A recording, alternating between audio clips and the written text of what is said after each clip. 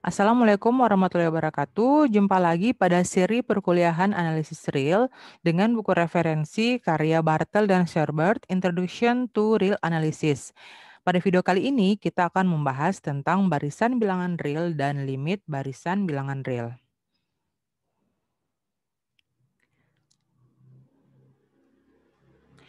Pembahasan kita akan dimulai dengan apa itu barisan.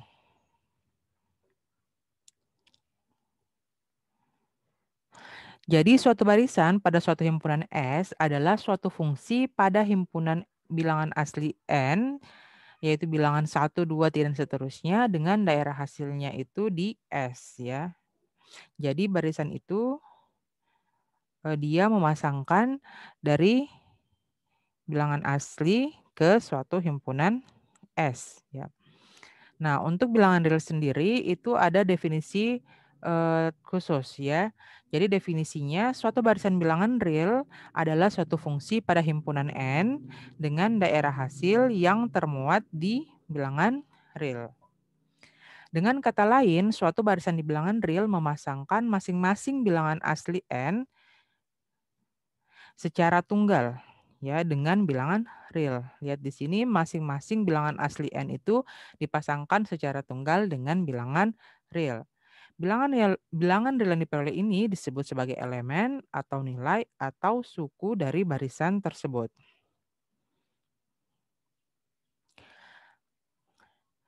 Jadi biasanya itu kita menuliskan elemen dari bilangan real yang berpasangan dengan N bilangan asli dengan suatu simbol seperti XN atau AN atau ZN ya, atau bilangan atau simbol-simbol yang lain yang serupa seperti ini. Yang penting biasanya itu menggunakan huruf kecil ditambah dengan indeks bilangan aslinya ya. Jadi misalnya kalau kita punya X1 berarti itu dipasangkan dengan N sama dengan 1. Kalau kita punya X2 itu dia pasangannya dengan N sama dengan 2 ya, dan seterusnya. Jadi bila X itu adalah fungsi yang memetakan N ke R adalah suatu barisan, kita akan biasa menuliskan nilai X di N dengan XN daripada menuliskan seperti ini ya. Jadi penulisan yang umum digunakan adalah ini.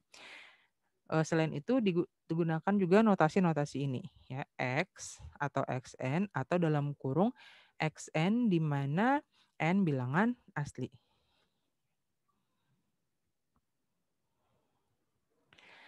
Di sini kita menggunakan kurung untuk menyatakan bahwa urutan yang diwarisi dari N adalah hal yang penting ya. Jadi kita membedakan untuk penulisan barisan bilangan dan himpunan bilangan. Di sini kalau kita punya barisan bilangan X sama dengan XN di mana N bilangan asli, itu suku-sukunya mempunyai urutan. Yang mana kalau kita tuliskan berarti kita tidak bisa menuliskan misalnya X1 terus X3 terus selanjutnya S100 baru X2 ya. Tidak bisa dituliskan seperti itu karena dia di sini urutannya itu diperhatikan. Sementara kalau himpunan nilai-nilai dari barisan tersebut yang urutannya tidak diperhatikan, sementara kalau himpunan itu nilai-nilai dari barisan tersebut urutannya tidak diperhatikan ya. Kita lihat contohnya di sini. Misalnya kita punya barisan X sama dengan sama dengan barisan negatif 1 pangkat N, di mana N-nya itu bilangan asli. Ya, berarti kalau kita tuliskan X-nya itu sama dengan barisan pertama min 1 pangkat 1 itu min 1, min 1 pangkat 2 1, min 1 pangkat 3 min 1, min 1 pangkat 4 1, dan seterusnya. Sementara kalau himpunannya, untuk himpunan negatif 1 pangkat N di mana N bilangan asli itu sama saja kita cuma menuliskan himpunan negatif 1 dan 1. Karena kenapa? Dalam himpunan sudah kita pelajari sebelumnya itu anggotanya tidak dituliskan secara berulang. Nah, kita lanjut pada contoh-contoh barisan bilangan real. Dalam mendefinisikan barisan sering lebih mudah dengan menulis secara berurutan suku-sukunya ya, kita tulis secara berurutan dan berhenti setelah aturan atau formasinya itu kelihatan ya. Jadi kalau misalnya polanya sudah kelihatan kita berhenti dan dilanjutkan dengan tanda dan seterusnya kalau misalnya barisannya itu tidak terbatas. Seperti ini contohnya yang pertama itu X sama dengan barisan 2, 4, 6, 8, dan seterusnya. Kita cuma tulis 4 suku pertama, karena dari sini sudah kelihatan kalau itu merupakan barisan bilangan genap positif. Jadi dari sini kita sudah tahu lanjutannya itu adalah 10, 12, 4, 10, 12, 14, dan seterusnya. Selanjutnya ada barisan Y sama dengan 1/1, 1/2, 1/3, 1/4, dan seterusnya. Kita berhenti karena kita sudah tahu kalau ini merupakan bentuk barisan kebalikan dari bilangan asli. Ya, jadi sini kita tahu lanjutannya adalah 1/5, 1/6, 1/7, dan seterusnya. Ada juga contoh barisan lain di sini Z sama dengan sama dengan barisan 1/1, 1/4, 1/9, 1/16. Kalau kita lihat polanya, pola apa yang terbentuk? Ternyata ini merupakan barisan kebalikan dari kuadrat bilangan asli. Karena kalau kita perhatikan bagian penyebutnya, itu semuanya merupakan bilangan kuadrat. Dari sini kita bisa tahu kalau suku setelahnya adalah 1/25, lalu 1/36, dan seterusnya. Nah, ketiga barisan ini bisa juga dituliskan dalam bentuk simbol umum. Ya, misalnya untuk X, itu bisa kita tuliskan menjadi X sama dengan barisan 2N, di mana N bilangan asli. Y bisa kita tuliskan sebagai Y sama dengan barisan 1/M, di mana M-nya bilangan asli. Sementara Z bisa kita tuliskan sebagai barisan 1/S², di mana S-nya itu adalah bilangan asli. Dalam prakteknya sering lebih mudah dengan menentukan nilai X1 dan suatu formula untuk mendapatkan Xn tambah 1. Ya. Jadi banyak kasus-kasus aplikatif dalam matematika itu lebih sering dituliskan dalam bentuk seperti ini.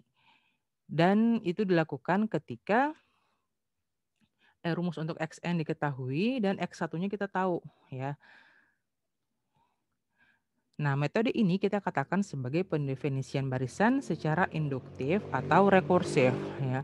Model induktif dan rekursif ini dia banyak digunakan di matematika terapan, ya, seperti matematika diskrit dan kalkulus dan lain-lain.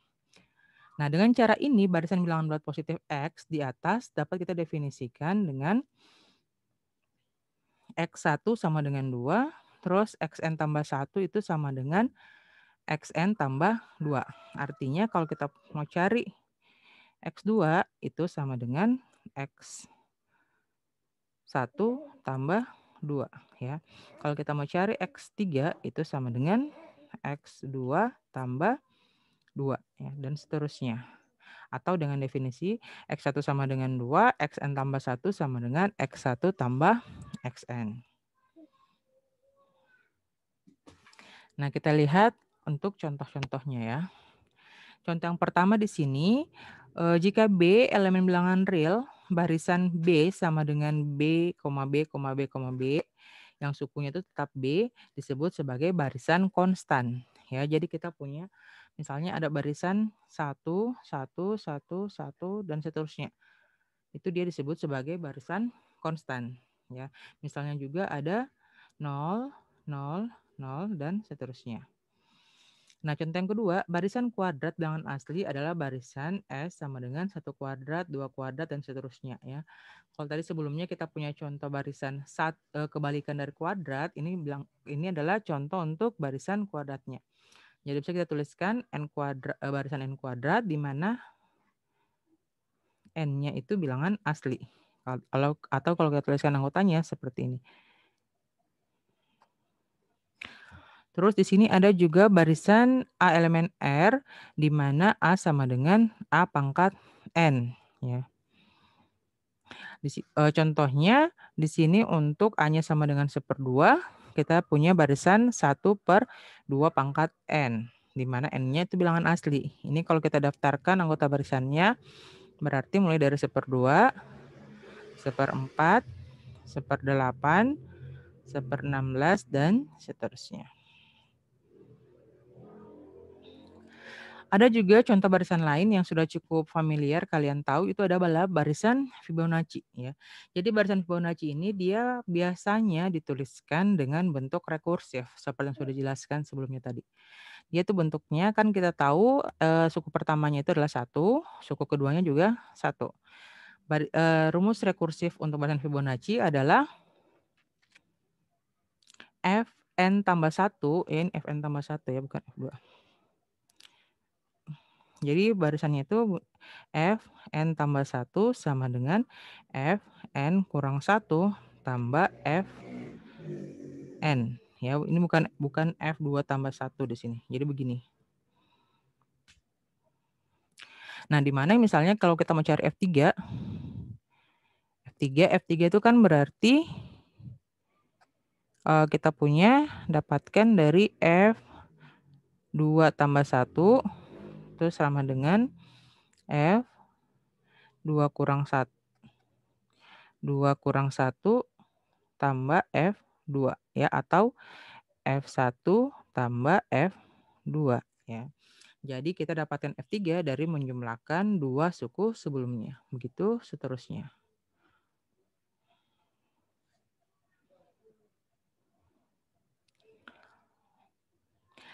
Nah, di sini juga ada definisi untuk mempermudah kita membentuk barisan pada bilangan real. Ya, jadi kalau kita punya barisan bilangan real X dan Y, nah kita bisa melakukan operasi-operasi aljabar pada anggota-anggota dari bilangan ini. Misalnya di sini kita bisa menentukan jumlah dari dua barisan. Jadi kalau kita punya barisan X dan Y tadi, jumlah X tambah Y itu sama saja dengan kita menjumlahkan setiap elemennya yang bersesuaian. Ya, jadi kalau misalnya X2 itu kita jumlahkan dengan Y2. Kalau suku ke 100-nya berarti kita jumlahkan X100 dengan Y100 ya. Begitu juga untuk pengurangannya atau selisihnya. Jadi kalau misalnya mau cari suku ke-50 berarti kita dapatkan dari hasil pengurangan. X50 kurang Y50 ya. Jadi dia sini bentuknya harus bersesuaian. Kalau misalnya di X-nya XN, dia-nya juga YN. Tidak boleh berbeda. Misalnya kalau kalian mau cari suku ketiga, kalian dapatkan untuk penjumlahan, kalian tentukan dengan X tambah 3 tambah X3 tambah Y4. Ini salah ya. Dia harus bersesuaian seperti ini. Dia juga berlaku untuk perkalian dan pembagian. Ya, dan di sini kalau bentuk perkaliannya, hasil kali dari dua barisan X atau dituliskan XY, X kali Y, itu sama saja dengan barisan setiap anggotanya bersesuaian dikalikan juga. Jadi kalau kita mencari suku keduanya, kita dapatkan dari X2 kali Y2. Ya, suku ke 100 kita dapatkan dari X100 kali Y100. Nah, ada juga perkalian barisan dengan suatu konstanta ya. Jadi misalnya kita punya bilangan real C, kita bisa definisikan perkalian antara C dengan barisan X sebagai perkalian dari C dengan setiap elemen dari X ya. Jadi kalau kita mau cari misalnya suku kedua, berarti suku keduanya kita tinggal kali C dikali X2 ya, dan seterusnya. Nah, selain itu ada juga untuk pembagian barisan. Nah, di sini kalau untuk pembagian itu ada syarat khususnya. Apa syarat khususnya? Kalau kita punya barisan ketiga di sini Z, itu anggota barisannya tidak boleh ada yang sama dengan 0 atau suku barisannya tidak boleh ada yang sama dengan 0. Sehingga kita bisa katakan kalau hasil bagi dari X oleh Z adalah X per Z, di mana setiap anggotanya itu didapatkan dengan pembagian elemen-elemen yang bersesuaian. Ya, jadi misalnya kita mencari suku ketiga, kita dapatkan dari X3 per Z3. Oke. Nah, kita lihat di sini contoh-contoh penggunaannya. Misalnya kita punya barisan X sama dengan barisan bilangan genap, 2, 4, 6, dan seterusnya. Terus barisan Y tadi adalah barisan kebalikan dari bilangan asli, ya, jadi 1/1, 1/2, 1/3, dan seterusnya. Kita punya barisan X tambah Y, lihat di sini untuk suku pertamanya itu kita dapatkan dari 2 tambah 1, ya, jadi sama dengan 3. Ini suku pertama. Kalau suku keduanya kita dapatkan dari 4 tambah 1/2. Ya, hasilnya itu adalah 9/2 dan seterusnya. Pengurangannya juga sama, berarti tinggal kita kurangkan. Misalnya kita mau cari suku ketiganya. Dari pengurangan berarti kita kurangkan 6 dikurang 1/3. Hasilnya itu adalah 17/3 dan seterusnya. Nah, bagaimana dengan perkalian? Perkalian juga sama, kita tinggal kalikan ya. Jadi kalau yang untuk pertama 2 kali 1 hasilnya 2, terus 4 kali 1/2 hasilnya 2, 6 kali 1/3 hasilnya 2, dan seterusnya. Ternyata ditemukan kalau perkalian dari barisan XY itu merupakan barisan konstan ya, konstan 2. Terus di sini ada juga barisan 3X. Jadi 3X kita tinggal mengalikan 3 dengan semua anggota X. Jadi 3 kali 2 hasilnya 6, 3 kali 4 12, 3 kali 6 18, dan seterusnya.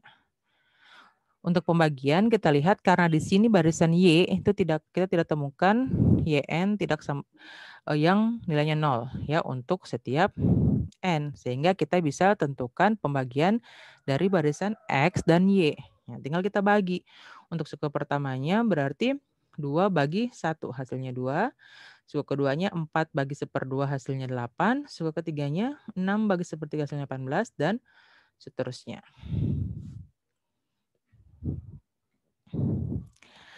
Nah, di sini kita perlu catat bahwa kalau Z menyatakan barisan misalnya ini ya 0, 2, 0, dan seterusnya untuk menyatakan barisan 1 tambah negatif 1 pangkat N, ya, maka kita kan dapat mendefinisikan X tambah Z, X kurang Z, X kali Z, tetapi kita tidak bisa menemukan atau mendefinisikan X per Z. Kenapa? Karena Z ada sukunya yang sama dengan 0.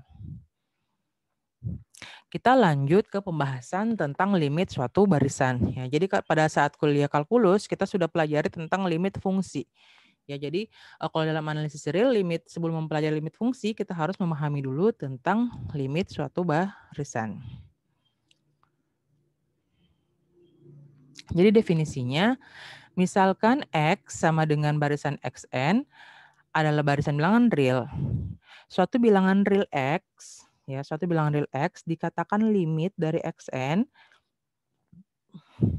jika untuk setiap epsilon lebih besar 0, terdapat bilangan asli K epsilon sedemikian sehingga untuk semua N lebih besar sama dengan K epsilon, suku-suku XN akan terletak dalam lingkungan dalam lingkungan epsilon dari X, ya. Nah, jika X merupakan suatu limit dari barisan tersebut, kita katakan juga bahwa X itu konvergen, barisan XN itu konvergen ke X, ya. Sementara kalau suatu barisan mempunyai limit, kita katakan dia konvergen. Tapi kalau tidak punya limit, maka dikatakan dia divergen.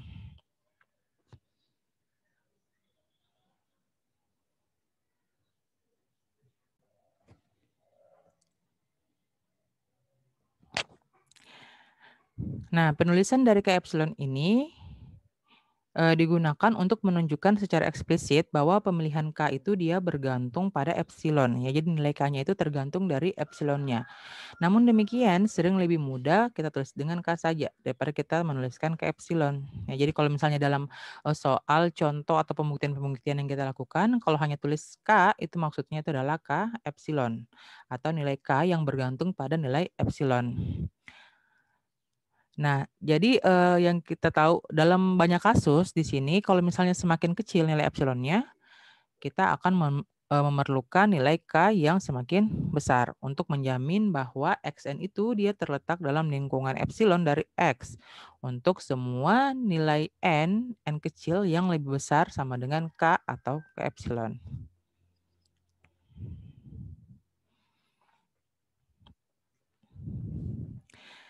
Jadi jika suatu barisan XN mempunyai limit X di R itu dituliskan dengan seperti ini ya. Lim X sama dengan limit X besar sama dengan X kecil. Jadi X besar itu untuk menunjukkan barisannya, sementara X kecil untuk menunjukkan nilai limitnya. Atau bisa juga dituliskan supaya tidak agak rancu seperti ini, tuliskan dengan limit XN, limit barisan XN itu sama dengan X. Nah, simbol dari XN, tanda panah X ini itu menyatakan bahwa nilai XN mendekati X jika N-nya itu menuju 0. Nah, di sini kita punya teorema ketunggalan limit. Jadi suatu barisan bilangan real hanya dapat mempunyai satu limit. Ya, kita lihat pembuktiannya di sini dilakukan dengan kontradiksi. Nah, andaikan sebaliknya ya, jadi dia tidak punya satu limit, ada limit yang lain. Jadi di sini limitnya ada dua, yaitu x aksen dan x aksen-aksen. Merupakan limit dari xn, di mana x aksen itu tidak boleh sama dengan x aksen-aksen. Ya. Di sini kita pilih epsilon lebih besar dari 0 sehingga lingkungan epsilon dari x aksen dan lingkungan epsilon dari x aksen-aksen saling asing atau saling lepas ya, atau tidak punya irisan, yaitu epsilon akan kurang dari 1/2 di mana x aksen-aksen kurang dari kurang x ya, yaitu epsilon di sini tulisannya terpisah ya. Jadi seharusnya itu epsilon akan kurang dari 1/2 x aksen-aksen kurang x ya. Sekarang kita misalkan K aksen dan K aksen-aksen adalah bilangan asli sehingga untuk nilai N lebih besar dari K aksen dan N lebih besar dari K aksen-aksen, maka Xn itu merupakan anggota dari lingkungan epsilon X aksen. Sementara untuk N yang lebih besar dari K aksen-aksen, maka X aksen adalah anggota dari lingkungan epsilon X aksen-aksen. Tetapi ini kontradiksi dengan pengandaian bahwa lingkungan epsilon X dari X aksen dan lingkungan epsilon dari X aksen saling asing. Kenapa dia kontradiksi? Kalau misalnya XN, XN di elemen dari lingkungan ini dan XN juga elemen dari lingkungan yang satunya, maka kita dapatkan kalau F lingkungan epsilon untuk X aksen itu dia beririsan dengan lingkungan epsilon untuk X aksen-aksen ya. Jadi dia ini tidak sama dengan himpunan kosong, irisannya ada ya. Jadi makanya dia kontradiksi karena di awal kita punya kalau dia harus saling lepas. Jadi dengan adanya kontradiksi, pengandaian kita salah, berarti yang benar itu harus X aksen-aksen sama dengan X aksen atau limitnya adalah tunggal. Kita lanjut lagi ke teorema yang lain. Ya, jadi di sini misalkan kita punya barisan xn, barisan bilangan real, dan misalkan pula bilangan x, kita punya suatu bilangan x, bilangan real. Maka pernyataan-pernyataan berikut ekuivalen. Ya, jadi teorema ini harus kalian ingat baik-baik karena akan digunakan pada banyak pembuktian terkait limit barisan. Ya. Yang pertama, X itu konvergen dengan X. Ini keempat pernyataan ini dia tuh pernyataan yang saling ekuivalen ya. Lihat saling ekuivalen. Artinya kita bisa saling menggantikan untuk pernyataan-pernyataan ini ketika kita mau membuktikan tentang limit suatu barisan. Misalnya kita lihat dulu ini yang A ke B. Jadi kalau kita punya barisan X konvergen ke X itu artinya untuk setiap lingkungan epsilon dari X, terdapat bilangan asli ke epsilon sehingga untuk semua N lebih besar sama dengan ke epsilon, suku-suku dari Xn itu adalah elemen dari lingkungan epsilon dari X. Itu dia ekuivalen. Nah, yang kedua, kita bisa juga membuktikan kalau X konvergen ke X dengan ini. Untuk setiap epsilon lebih besar dari 0, maka akan terdapat bilangan asli K epsilon, sehingga untuk semua N lebih besar dari K epsilon, lebih besar sama dengan K epsilon, maka suku-suku Xn akan memenuhi Xn kurang X, nilai mutlak Xn kurang X, kurang dari epsilon. Dan yang terakhir, kalau kita punya X konvergen ke X, kita juga akan punya untuk setiap epsilon lebih besar dari 0 terdapat bilangan asli ke epsilon sehingga untuk semua n lebih besar sama dengan ke epsilon, suku-suku xn akan memenuhi xn itu lebih besar dari x kurang epsilon dan lebih kecil dari ini ada x ya tambah epsilon untuk setiap n lebih besar sama dengan k epsilon ya. Ini ekuivalen. Nah, yang paling sering kita gunakan itu nanti yang bagian C. Ya, jadi ini kalian harus ingat dengan baik. Oke, kita lanjut ke contoh-contohnya ya. Nah, di sini ada contoh yang pertama, kita mau membuktikan kalau limit dari barisan seper n itu sama dengan 0 atau dia konvergen ke 0. Nah, kita mulai dengan misal diberikan epsilon lebih besar dari 0. Kita mau buktikan kalau nanti itu dia seper n kurang 0 itu akan kurang dari epsilon, ya. Jadi kita mulai dengan misal diberikan sebarang epsilon lebih besar dari 0. Maka menurut sifat Archimedes yang kita sudah pelajari di video sebelumnya, kalau terdapat bilangan asli K sehingga seper K itu akan kurang dari epsilon. Ya, akibatnya untuk semua n yang lebih besar dari K itu memenuhi nilai mutlak seper n kurang dari 0 itu sama dengan seper n, yang mana kalau kita punya, ingat ya, kalau kita punya bilangan asli n lebih besar dari K, itu artinya seper n akan kurang dari sama dengan K. Ya, contohnya kita punya 4 lebih besar dari 2. Ya, itu berarti seperempat akan kurang dari 1/2. Ya. Yang mana ini berlaku untuk n-nya lebih besar dari 1. Oke. Nah, dari sini tadi seper n kurang 0 itu akan sama dengan seper n, dan y itu akan kurang dari sama dengan seper K, yang mana kita punya kalau seper K itu kurang dari epsilon. Ya, jadi terbukti yang kita mau tentukan ini. Sehingga kita dapat menyimpulkan kalau limit dari barisan seper n itu sama dengan 0. Kita lihat contoh berikutnya. Di sini limit dari barisan 1/n kuadrat itu juga sama dengan 0 atau menuju 0, ya. Atau barisan tersebut konvergen ke 0. Nah, kita mulai dengan ambil sebarang epsilon lebih besar dari 0.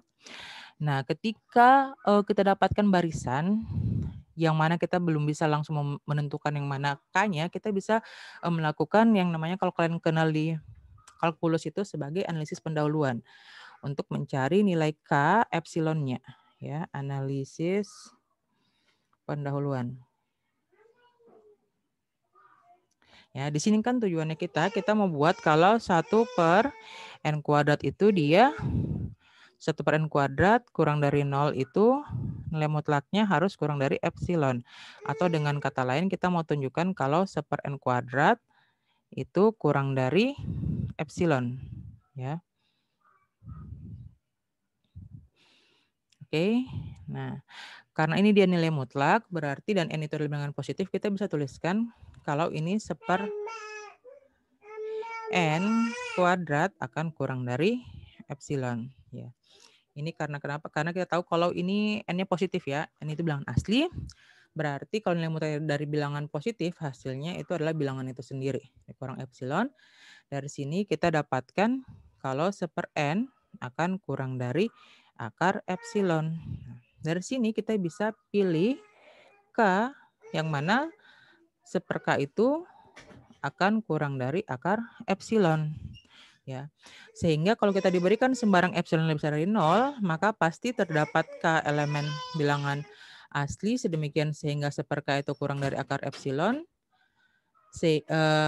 yang mengakibatkan untuk semua nilai n yang lebih besar sama dengan K akan dipenuhi 1/n kuadrat, nilai mutlak 1/n kuadrat kurang epsilon kurang 0 itu sama dengan 1/n kuadrat, itu akan kurang dari sama dengan 1/k kuadrat, ya.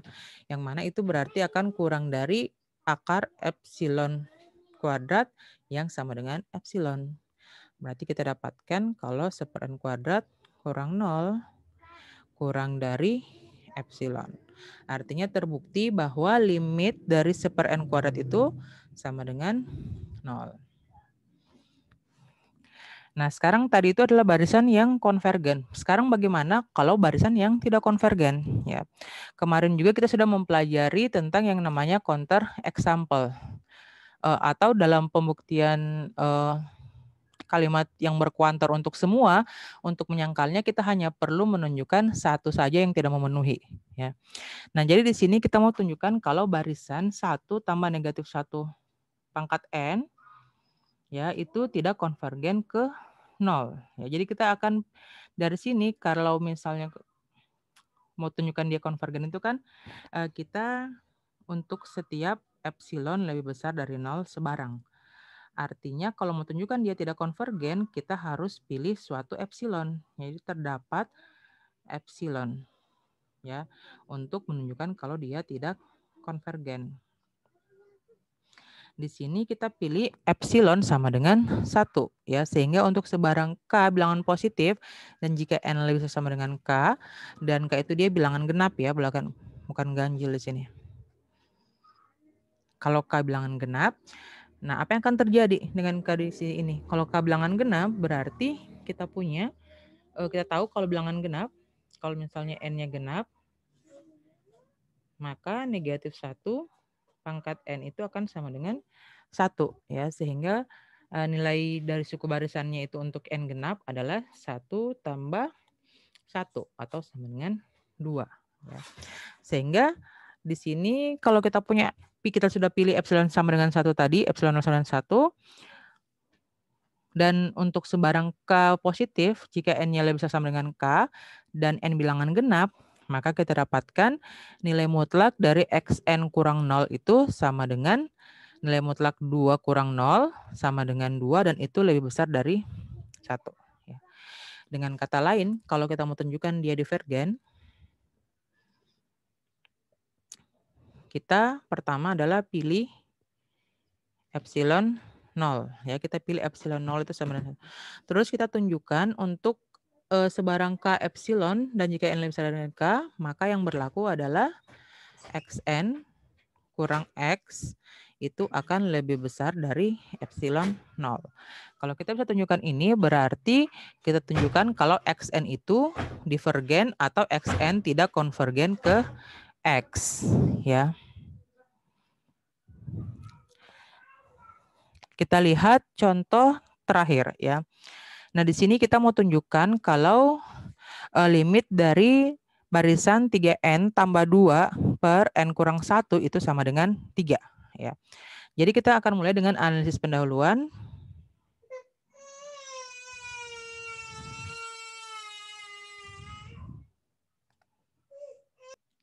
Kita lihat analisis pendahuluannya.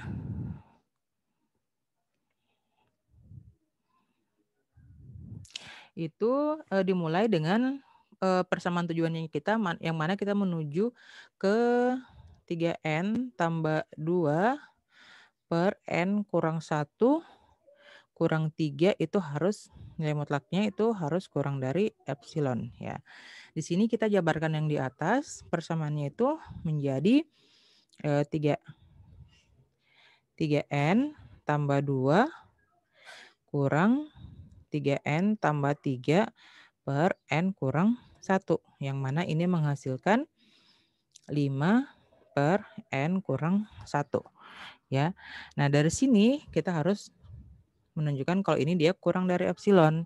Makanya kita bisa pilih, belum. Ini kita dapatkan juga setelah ini 1 per N kurang 1 itu akan kurang dari epsilon per 5. Jadi kita bisa pilih K ini yang lebih besar dari 1 sedemikian sehingga ini 1/K kurang 1 itu akan kurang dari epsilon per 5 ya. Kenapa kita pilih K-nya lebih besar dari 1? Karena di sini kalau misalnya K-nya sama dengan 1 itu berarti akan membuat penyebutnya itu menjadi 0. Oke. Nah, setelah kita lakukan analisis pendahuluan dan kita sudah tahu K yang kita akan pilih, kita mulai menyatakan pernyataannya. Bila diberikan sembarang epsilon lebih besar dari 0, maka terdapat K bilangan asli dengan K lebih besar dari 1, sehingga 1 per K kurang 1 itu akan kurang dari epsilon per 5. Akibatnya untuk semua N lebih besar sama dengan K lebih besar dari 1 dipenuhi, nilai mutlak 3N tambah 2 per N kurang 1 dikurang 3 itu sama dengan berapa tadi? Sama dengan ini. Ya, sama dengan ini tadi 5 per N kurang 1 ini akan kurang dari 5 kali epsilon per 5 ya. Karena kenapa tadi kita punya ini ya. Kita punya ini 5 per N kurang 1 akan kurang dari epsilon per 5 yang mana sama dengan epsilon ya. Jadi kita sudah dapatkan tujuan kita yang ini tadi. Ya. Yang mana ini? Tadi kita punya, setelah sampai situ berarti kita telah membuktikan bahwa limit dari barisan 3N tambah 2 per N kurang 1 itu sama dengan 3. Oke. Demikian pembahasan dari saya. Terima kasih atas perhatiannya. Kita akan lanjut di pembahasan berikutnya terkait dengan limit barisan. Terima kasih. Assalamualaikum warahmatullahi wabarakatuh.